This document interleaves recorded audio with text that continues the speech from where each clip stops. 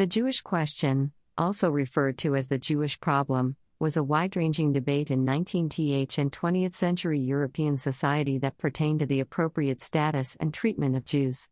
The debate, which was similar to other national questions, dealt with the civil, legal, national, and political status of Jews as a minority within society, particularly in Europe during the 18th, 19th, and 20th centuries.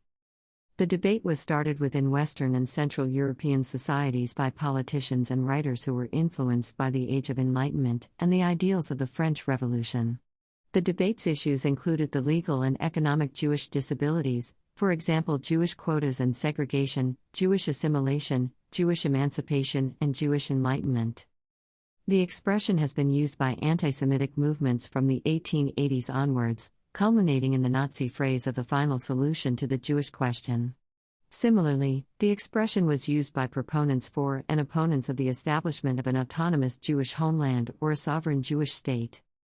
The term Jewish question was first used in Great Britain around 1750 when the expression Jewish question was used during the debates related to the Jewish Naturalization Act 1753. According to Holocaust scholar Lucy Davidovich, the term Jewish question, as introduced in Western Europe, was a neutral expression for the negative attitude toward the apparent and persistent singularity of the Jews as a people against the background of the rising political nationalism and new nation-states. Davidovich writes that the histories of Jewish emancipation and of European anti-Semitism are replete with proffered solutions to the Jewish question. The question was next discussed in France, La question juive, after the French Revolution in 1789. It was discussed in Germany in 1843 via Bruno Bauer's treatise Die Judenfrage, The Jewish Question. He argued that Jews could achieve political emancipation only if they let go their religious consciousness, as he proposed that political emancipation required a secular state.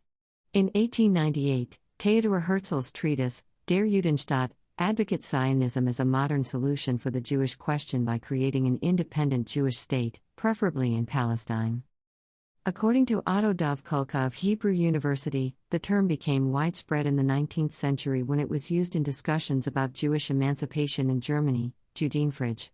In the 19th century, hundreds of tractates, pamphlets, newspaper articles, and books were written on the subject, with many offering such solutions as resettlement, deportation, or assimilation of the Jewish population. Similarly, hundreds of works were written opposing these solutions and offering instead solutions such as reintegration and education.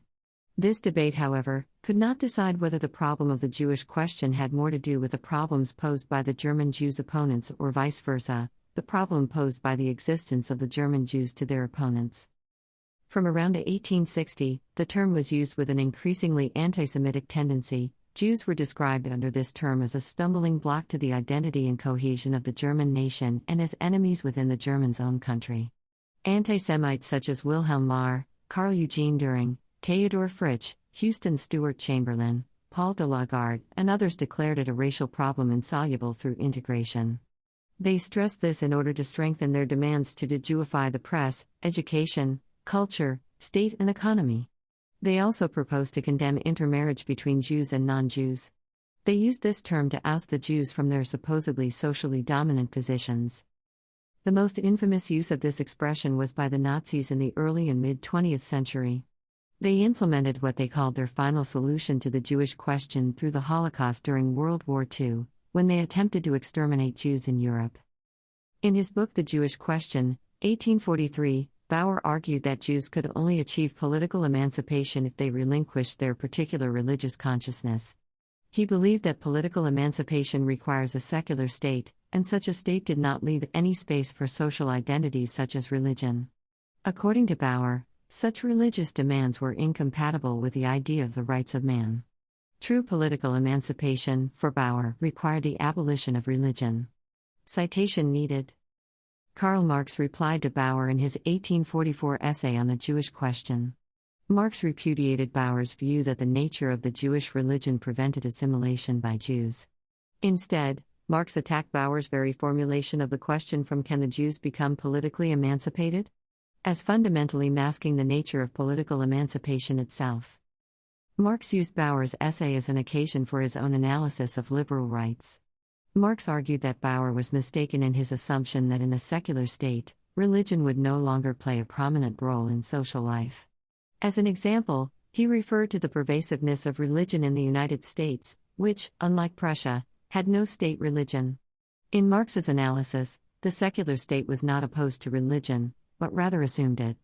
The removal of religious or property qualifications for citizenship did not mean the abolition of religion or property, but rather naturalized both, and introduced a way of regarding individuals in abstraction from them. 8. On this note, Marx moved beyond the question of religious freedom to his real concern with Bauer's analysis of political emancipation. Marx concluded that while individuals can be politically free in a secular state, they were still bound to material constraints on freedom by economic inequality, an assumption that would later form the basis of his critiques of capitalism. After Marx, the Jewish Chronicle promoting Herzl's Judenstaat as a solution of the Jewish question. Werner Zombert praised Jews for their capitalism and presented the 17th-18th century court Jews as integrated and a model for integration. 9. By the turn of the 20th century, the debate was still widely discussed. The Dreyfus affair in France, believed to be evidence of anti-Semitism, increased the prominence of this issue.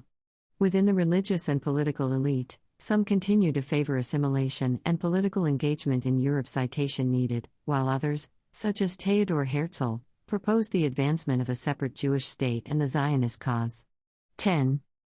Joseph Ringo proposed the establishment of a Jewish state in his 1917 The Jewish Question in its historical context and proposals for its solution, Die Juden für den ihrem geschichtlichen Zusammenhang und Vorschläge ihrer Lösung. Between 1880 and 1920, millions of Jews created their own solution for the pogroms of Eastern Europe by emigration to other places, primarily the United States and Western Europe. The Nazi final solution. In Nazi Germany, the term Jewish question, in German, Judenfrage, referred to the belief that the existence of Jews in Germany posed a problem for the state. In 1933, two Nazi theorists, Johann von Leers and Achim Gurke, both proposed the idea that the Jewish question could be solved by resettling Jews in Madagascar, or somewhere else in Africa or South America. They also discussed the pros and cons of supporting the German Zionists. Von Leers asserted that establishing a Jewish homeland in Mandatory Palestine would create humanitarian and political problems for the region. Upon achieving power in 1933, Adolf Hitler and the Nazi state began to implement increasingly severe measures that were aimed at segregating and ultimately removing the Jewish people from Germany and, eventually, all of Europe. The next stage was the persecution of the Jews and the stripping of their citizenship through the Nuremberg Laws. Later, during World War II, it became state-sponsored internment in concentration camps. Finally, the government implemented the systematic extermination of the Jewish people, the Holocaust, which took place as the so-called final solution to the Jewish question. Nazi propaganda was produced in order to manipulate the public, the most notable examples of which were based on the writings of people such as Eugene Fischer, Fritz Lenz and Erwin Bauer in Foundations of Human Heredity Teaching and Racial Hygiene. The work Die Freigabe der Vernichtung Lebensunwerten Lebens, Allowing the Destruction of Life Unworthy of Living, by Karl Binding and Alfred Oesch, and the pseudo-scholarship that was promoted by Gerhard Kittel also played a role. In occupied France, the collaborationist regime established its own institute for studying the Jewish questions. In the United States, a Jewish problem was euphemistically discussed in majority European countries outside Europe, even as the Holocaust was in progress. American military officer and celebrity Charles A. Lindbergh used the phrase repeatedly in public speeches and writing. For example, in his diary entry of September 18, 1941, published in 1970 as part of the wartime journals of Charles A. Lindbergh, he wrote, "Flynn says he does not question the truth of what I said at Des Moines, 19, but feels it was inadvisable to mention the Jewish problem. It is difficult for me to understand Flynn's attitude. He feels as strongly as I do that the Jews are among the major influences pushing this country toward war. He has said so frequently and he says so now. He is perfectly willing to talk about it among a small group of people in private."